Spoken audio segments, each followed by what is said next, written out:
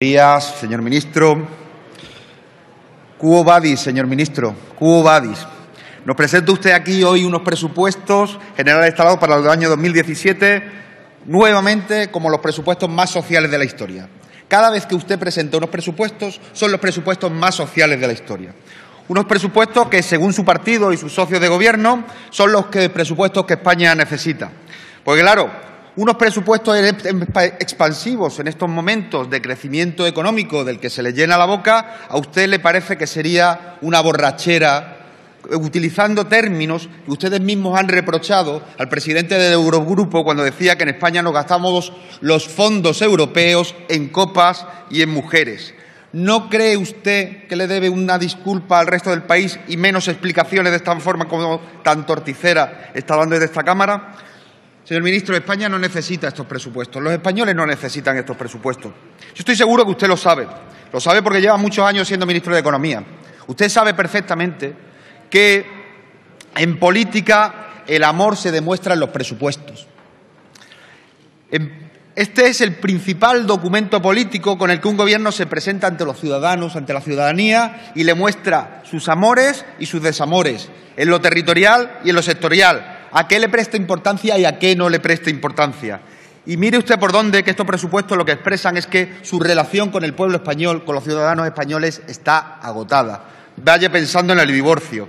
Su Gobierno y España van por caminos diferentes y ustedes todavía no se han enterado. La crisis, por mucho que nos pese, aún no se ha quedado atrás. Un país que tiene al 28% de su población en situación de pobreza o de riesgo de exclusión social no puede decirse en ningún caso, nunca, que ha dejado atrás la crisis. Porque eso no es un dato, señor ministro. Esos son millones de vidas truncadas que hay que rescatar cuanto antes. Puede que hayamos dejado atrás lo más duro, no se lo voy a negar, sería absurdo negárselo, pero usted tampoco me puede negar a mí que si de esta crisis salimos con un tercio de la población de este país excluida, es que habremos fracasado como proyecto de país. Y ahí tendrán ustedes un alto nivel de responsabilidad. Señor Montoro, estos presupuestos demuestran el poco aprecio que tiene usted por nuestro pueblo. Es más, demuestran que su proyecto político se encuentra completamente agotado y que, como no pueden ofrecer cambio, lo que le ofrecen es más de lo mismo, pero peor. De hecho, sus presupuestos vuelven a presentar ante los españoles la única receta que usted sabe cocinar: anteponer el ajuste fiscal a la principal preocupación de la ciudadanía, el desempleo. Mientras que el CIS, los españoles, dicen que el 72% de los españoles creen que el principal problema de este país es el paro, ustedes siguen empeñados en priorizar la reducción del déficit público a un ritmo que está por encima de nuestras posibilidades. ¿Le suena la coletilla? Por cierto, ya que esta mañana ha decidido utilizar la tribuna como una tarima universitaria y se ha puesto a dar clase, ¿se ha preguntado alguna vez usted, una tarde ociosa en la que se dedicara a la reflexión, qué relación tiene entre haber realizado uno de los mayores ajustes fiscales de la Unión Europea y tener la tasa de desempleo, la segunda tasa de desempleo más alta de toda la Unión Europea? ¿Se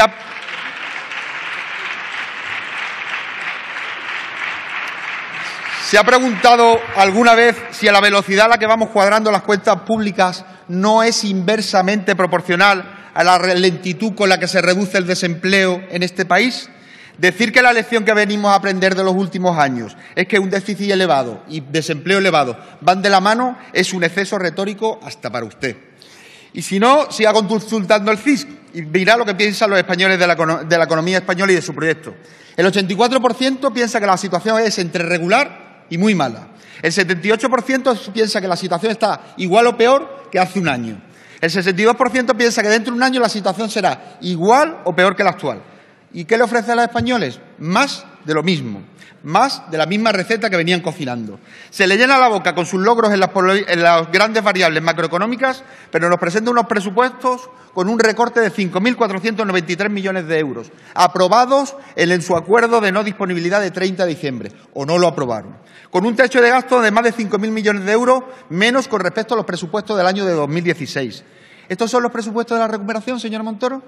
Estos son los presupuestos que le ofrece a los ciudadanos a los que le ha agradecido el esfuerzo durante todos estos años de la crisis y que llega el momento de que se produce la recuperación o se vislumbra en el horizonte y usted pasa a decirles que cuidadito con las borracheras de gasto. ¿Era hoy el día para decir eso? ¿Cuánto sufrimiento social vamos a permitir más en este país? ¿Podemos permitirnos más sufrimiento social? Porque su mérito no es solo gobernar de espaldas al sentir mayoritario de la población, señor ministro. Usted ha logrado, puestos a hacer historia económica, que romper una cosa inédita en la historia de este país, romper el vínculo entre crecimiento económico y recaudación en los ingresos públicos, por primera vez en 2 décadas. El año pasado el PIB creció a una tasa del 3,2% y los ingresos tributarios lo hicieron a una tasa del 2,3%. La primera vez en 20 años que la elasticidad no se corresponde. Y no contento con eso, consigna una cifra de crecimiento de los ingresos tributarios en los presupuestos del 7,9%. Pretende hacernos creer que los ingresos tributarios este año van a crecer al triple de lo que lo hicieron el año pasado, a pesar de que hasta la AIREF se pronuncia en contra. Y lo dice sin ningún tipo de rubor. ¿Usted no sabe que los españoles ya saben que las previsiones de ingresos presupuestarias infladas se traducen en acuerdos de no disponibilidad, es decir, en recortes o en aumentos de impuestos que no han querido recoger en los presupuestos, pero que el señor de Guindos ya tiene pactados con Bruselas en caso de que el déficit se le vaya de las manos? Así que, señor Montoro, no, estos no son los presupuestos que España necesita. Lo que España necesita son unos presupuestos que recojan las prioridades políticas y económicas diferentes. Unas prioridades en consonancia con la situación real del país, no con la de las variables macroeconómicas. Lo que España necesita son unos presupuestos que pongan el foco sobre los grandes ejes de transformación social y económica del país. En primer lugar, y porque es hasta una obligación moral, ya que se ha puesto con la filosofía esta mañana, con los ciudadanos que han pasado lo peor de la crisis en sus carnes. Hay que reducir la brecha de déficit social que tenemos con Europa. Y no me diga que esa brecha no existe ni se ha agravado con la crisis. Y para eso no es suficiente con la cantidad de que bastará con la creación de empleo para saldar la brecha. Si eso fuera así, si el empleo fuera suficiente para generar inclusión social, no tendríamos un 15% de trabajadores en condiciones de pobreza, trabajando a tiempo completo y en condiciones de pobreza. Ustedes han conseguido que el trabajo en este país ya no sea un vector de inclusión social. Ustedes, en España, ya no basta con crear empleo y, desde luego, no basta con crear el empleo que están creando. A estas alturas, señor Montoro, centrarse solo en que la cantidad importa ya es una posición bastante primitiva. No solo importa el tamaño, señor Montoro, a estas alturas ya debería saberlo, también importa la calidad. Aquí hay que ponerse a desarrollar políticas específicas dirigidas a reducir las desigualdades, a erradicar la pobreza y la exclusión, y no solo a crear empleo de mala calidad y precario. Aquí hace falta más Estado redistribuidor y emprendedor, y menos confianza en las libres fuerzas del mercado. Esas libres fuerzas del mercado que compran su libertad a golpe de sobres en la caja de su partido. Aquí hace falta revertir todos los recortes que se han producido en igualdad, educación y dependencia. Además, hace falta una política presupuestaria. Además, señor Montoro, la política presupuestaria está para algo más que para cumplir con el objetivo del déficit. Está para ofrecer al país un escenario de futuro diferente, un horizonte aspiracional acorde con las aspiraciones de la población. Y para eso es preciso poner la política presupuestaria al servicio de la transformación y la modernización del crecimiento económico. Y eso pasa, entre otros vectores, por la transición energética, aunque solo sea porque ese es el horizonte hacia el que se dirigen las economías más avanzadas de nuestro entorno. No invente, copie, diríjanos hacia allá o dirijámonos hacia allá. En tercer lugar, es imperativo un cambio de modelo productivo en este país, que no basta solo con decir que hay que hacerlo, hay que ponerse a hacerlo. Y eso se demuestra con los hechos, y los presupuestos nos demuestran esos hechos. Solo porque la inversión pública en 2017, si es que llegan a ejecutarla, porque ese es otro tema, es ya un 2,6% más bajo que la de 2016 y un 59% más bajo que la de 2009. También va el país como para que no dediquemos más recursos a inversión pública en la economía de la OCDE, que menos dedica a esa rúbrica. Y, en cuarto lugar, hay que escuchar a los españoles. Y si a los españoles les preocupa el desempleo, usted se pone a trabajar para la creación de empleo. Porque no es solo el empleo que están creando, es solo una ilusión estadística y no la base de proyectos vitales autónomos. Ese tipo de empleo no lo necesitamos, señor Montoro. Ese tipo de empleo nos sobra. Lo que España necesita es empleo de calidad y para eso es necesaria una política fiscal expansiva y equilibrada que apuntale la creación de empleo de calidad. Señor Montoro, no le voy a pedir que abandone su obsesión por el déficit público, porque eso no se quita en 2 días, aunque se cure leyendo. Y le recomiendo que deje de leer tanta filosofía y se ponga a leer un poco más de economía, que la dejó bastante atrás. Al menos escuche lo que le piden los españoles, que tampoco es tan difícil, que se trata simplemente de escuchar. El verdadero problema fiscal en España es que le impide cumplir con su obsesión por el déficit, es que nuestro nivel de ingresos fiscales es muy inferior a la media europea, y busque por ahí los datos. Es por ahí, junto a la mejor progresividad de la estructura impositiva, por donde debe pasar cualquier propuesta de rigurosa que pretenda abordar simultáneamente transformación social y económica y consolidación de las cuentas públicas.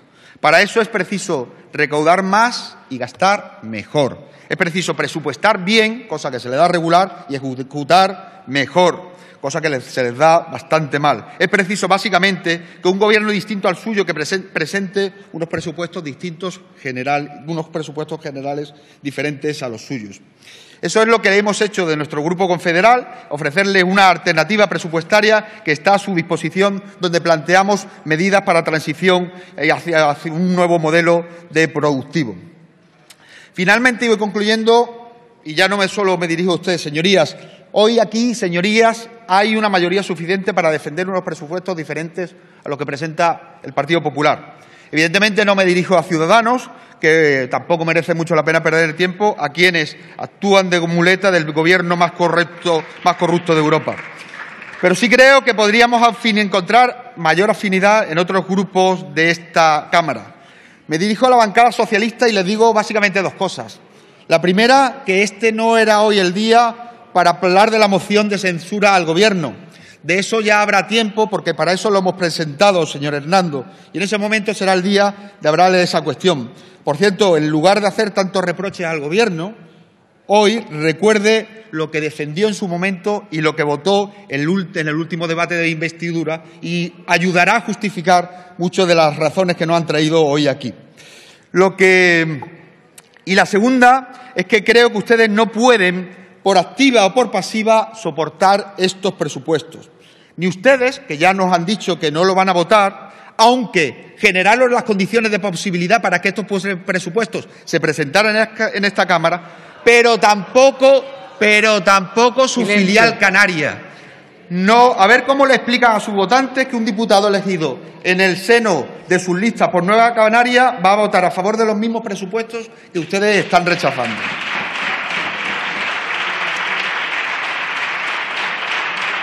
Así que asuman su papel y no hagan recaer sobre la espalda del señor Quevedo la responsabilidad de votarles en nombre del Partido Socialista los presupuestos al Partido Popular. Y por otro lado, creo que también deberíamos poner de relieve que estos no son unos presupuestos negociados, sino que son unos presupuestos comprados. Para conseguir su aprobación han comprado el voto del Partido Nacionalista Vasco por una rebaja en el cupo vasco para este año de 675 millones de euros. Esto dice muy poco de su capacidad de negociación, pero dice mucho de su capacidad de compra. Ustedes la plurinacionalidad la entienden a golpe de chequera.